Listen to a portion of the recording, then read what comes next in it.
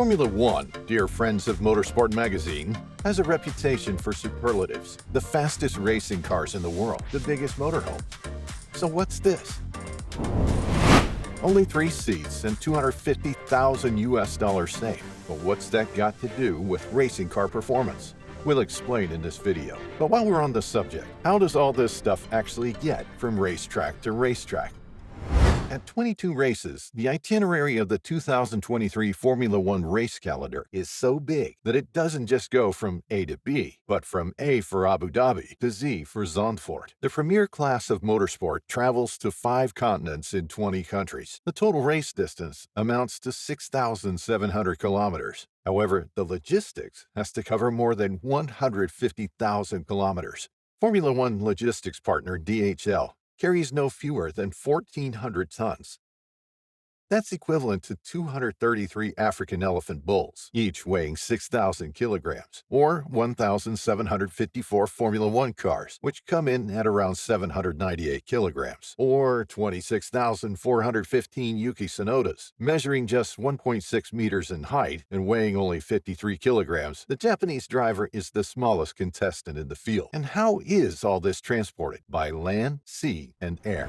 In other words, multimodal transport. Why so complicated? Why not just send everything by plane? That certainly sounds the more straightforward and attractive option. But if you take a closer look, especially at the European races, packing up the hospitality suites so they fit in the cargo hold of a plane could be a bit complicated. And of course, it's by far the most expensive way of getting cargo from A to B. Plus, from an environmental perspective, not necessarily the best. That's why the teams try to use other modes of transport. But for the overseas races, of course, there is no option available that doesn't include air freight, especially for the urgent items, because the teams don't send everything by air to the overseas races, but only those items that have to be dispatched in the days leading up to the event. These are, for example, the cars, obviously because they are unique and can't be allowed to get stranded on a truck somewhere. They have to be reassembled for the next weekend.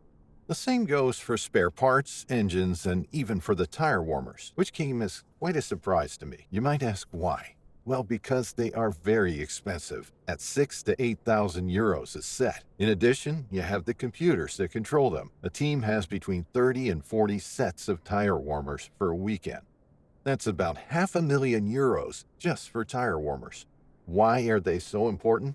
We'll try to explain so you can see how difficult it is to decide what you put in a plane and what you don't. There are some tire warmers that cost €6,000 a set. And then there are some that are even more expensive, at around the €8,000 mark. But they compensate for that by being lighter, and then the freight costs a bit less. These are really things that you may not think about as a regular fan. But for the teams, these are important considerations. I already said that it's not the most efficient way to get freight from A to B, but even here, huge efforts are being made to improve things. DHL now increasingly uses Boeing 777s. The Boeing 777 is much more efficient. You generate 18% less CO2 emissions, and you also have more room for cargo, which means that the equipment can be distributed around the hold better. By the way, the packing is all done by the teams themselves. DHL is unfortunately not allowed to look inside. Everything is sealed. So that's what goes into the hold of a plane for an overseas race. Then we have the container ships, which obviously take much longer to reach their destination. They could spend many weeks on the high seas. F1 regulations used to allow the teams to choose their own tires, hard, medium, and soft, as many as they wanted, and there was a deadline for submitting their choice. 8 weeks for the European leg of the season, and 14 for the overseas races. The teams had to inform Pirelli so that they could manufacture the tires and deliver them to the docks. And you can imagine all the planning that goes into supplying tires that may not even get used after such a long journey. But what else goes into the cargo holds? For example, the equipment and tools that the teams need in their garages. That is also sent on board a container ship. But wait a minute. Don't the mechanics need all this every weekend? Yes, but every team has 6 identical sets. For example, Alpine has 6 such sets of garage equipment at their base in Enster, and they have a detailed plan of which set goes to which race. And that is, of course, also the reason why the costs are so great. 6 sets of 40 tire warmers are really expensive. That's why they're flown out and not sent by ship. Here at Monza, The garage equipment you can see behind me now will be going back to the factory where it will immediately be ready for transport by sea to Brazil. Quite interesting, actually. But ultimately, nothing gets moved without the involvement of trucks. It's the same with overseas races. The last mile has to be completed by truck, from the airport or the seaport to the racetrack. And in European races, everything is done with trucks. Clearly, this is not 100% environmentally friendly, as with any big event, but DHL has been using 18 biofuel trucks since the start of the current season, and these biofuel trucks ensure 83% savings of CO2 emissions. Yeah, there's no perfect solution yet, but this is the best bridging technology to reducing carbon. Formula One is always looking for even better solutions, but they haven't been found yet. Electromobility is not a real alternative for such long distances and such bulky loads. That's why biofuel is the best option. The same applies to aircraft. There is no prospect of electrification here in the near future. DHL has secured relatively large stocks of SAF, which stands for Sustainable Aviation Fuel. This will make the air freight a bit more fuel and carbon efficient in the future. It's a complex challenge, but the experts at DHL have had experience of logistics in Formula One over the past 40 years and have always been on the lookout for innovative technical solutions and sustainable concepts, such as biofuel trucks. But not only that, they are also keen to recruit people with a talent for logistics. DHL has a lot of interesting jobs, such as couriers and drivers, but also technically challenging careers, such as mechatronics or IT. Maybe there is something for you, too. You should definitely check it out. You'll find a link in the video description. Formula One is not only racing cars and heavy goods vehicles. No, there are also forklift trucks. They are the #1 means of transport in the driver's paddock for minor logistics jobs. But there are also significantly bigger challenges. For example, motor fuel. You can't just drive a Formula One car to a regular service station. They use special fuel, which has to be delivered to the racetrack by tankers. Because it counts as a hazardous load, tanker drivers require extra training and certification. In addition, there is import and export duty to pay. Yes, in Europe too, because motor fuel is a separate category of goods. And then it has to be stored somewhere at the race venue. Take Zandvoort, for example, which is located in a sensitive nature reserve. The oil barrels are not even allowed to touch the ground. That's why there's a special motor fuel bunker. These are the sort of things that you don't actually need to worry about as a fan who watches the races on TV. But it's a big responsibility for Formula One. Batteries are perhaps an even more complicated issue because they form an integral part of the car. Batteries in the cargo hold of a plane present a major problem. You'll be aware of that if you've ever ordered an electronic item online. The package will have stickers showing that it contains batteries. And until recently, you were not allowed to board a plane if you were carrying a certain type of mobile phone. DHL even has its own patented method for flying F1 batteries from A to B. But there's an added complication, because these are separate batteries that are not new. They are used over and over again, and there are strict regulations which change with the technology, meaning that DHL staff has to keep up to date. There are also external factors that make this very difficult. And yet DHL, working in partnership with Formula One and the teams, always seems to find some solution. For example, casting my mind back to 2021, I can still remember the triple header going from Mexico to Brazil. I was stuck at the airport for several hours because of fog. Now on that occasion, it was just me, and it all worked out in the end. But getting a person from A to B is a lot easier than this whole circus. Yet that was really complicated, but they still managed to get to the race weekend as planned. Then there was 2022, when testing was delayed because a plane broke down and they had to bring in a replacement. The test started a bit late for Haas, but they still managed to get through their program all right. In Australia in 2022, the public didn't even notice that there was a problem, but there was actually a big delay with the sea freight. They managed to unload it in Singapore, put it on a plane, and flew it to Melbourne.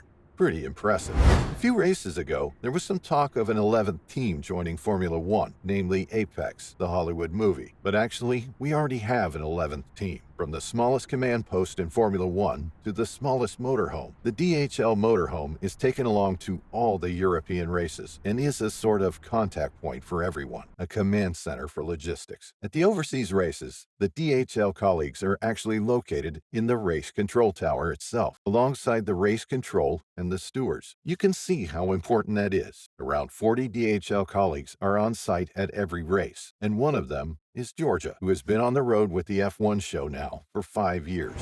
Ciao, sono Giorgia and I am trackside coordinator in DHL Motorsport. I actually work in the trackside office in every single event in Formula One. Trackside, in a way, we are the face of DHL. Our main job is to be able to find solution to issues. So whatever issues you have had, you manage to solve them and to find a solution for everything to make the race happen, and we are part of it. We make the race happen as well as all of the other teams and suppliers. Hello, ich bin Luke. I'm trackside operative for DHL Motorsport UK. Most difficult part is probably paperwork side of it. I like to be involved with everything, but paperwork is obviously important as well, but it can be difficult. No, one engine, one carnet. So one full set of these documents for one engine. If you see our offices, we are surrounded by carnets. So honestly, we have nightmares because of them, because we have so many, it's unbelievable. We have to check at least a couple of hundreds every race. This job is very challenging. It takes a lot of your time, a lot of your effort, but in the end, it's rewarding. So I do love what I do. Teamwork decides. Teamwork makes the dream work. You can start your dream job now. Normally, it's us at Motorsport-Magazin who are looking to recruit in these videos. Not today for a change. Today, it's our friends from DHL. And you've already seen that there's a lot more to DHL than meets the eye. There are a lot of jobs. Also, on the technical side, there would definitely be something that would appeal to you. Don't forget to check out the link in the video description below. And the logistical challenge, it's getting bigger and bigger. You'll certainly have noticed that the race calendar is getting busier. The calendar for 2024 season will set a new record with hopefully 24 races on it, 6 double headers, 3 triple headers. That's quite a challenge. Now you might well ask why the calendar isn't arranged more around logistics. That is a consideration, but there are some external factors.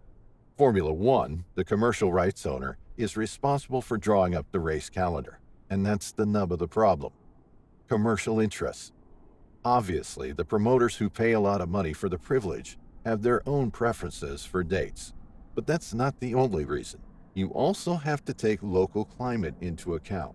January, February, and March in Europe are tricky for driving. At the back end of the season, October, November, and December are also difficult, and other regions of the world present their own problems. So it's not easy, and the same goes for the teams. And now we come back to the Haas pit wall stand, which is why we're making this video. Haas has shrunk the pit wall stand for a very specific reason. Originally, it was designed for 6 people. Many teams still have 6. Sometimes even 8 positioned there. Haas has only 3. They said it wasn't necessary to have more. They mostly only had 4 people sitting there. One was kept free for Gene Haas, but he doesn't enjoy sitting there. So they thought, okay, how can we economize a bit? Because the pit wall stand is transported as air freight, and air freight is very expensive. Indeed, it has become more and more expensive over time. However, that applies not only to air freight, but also to sea freight. For example, as a result of the pandemic, in March 2019, a container cost a tenth of what it cost in September 2021, which goes to show that logistics costs are a pretty big item on the balance sheet of a Formula One team.